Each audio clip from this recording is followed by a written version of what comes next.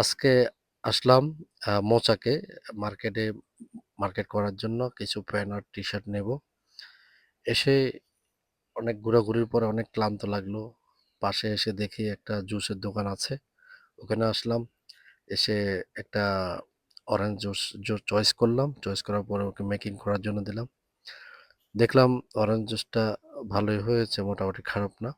তারা অরেঞ্জের সাথে কিছু আইস এবং কি কিছু সুগার মিক্স করে সুন্দরভাবে তৈরি করেছে এই জুসটি।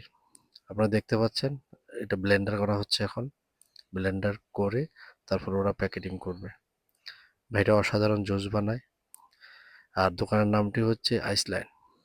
এখন ঢালতেছে গ্লাসের মধ্যে সম্পূর্ণ উইদাউট সুগার ছাড়া। আমি উইদাউট সুগার ছাড়া পছন্দ করি, তাই তাকে আমি বলে দিয়েছি উইদাউট সুগার। উনি এখন এটা মিক্সিং করছে গ্লাসে ঢালার পর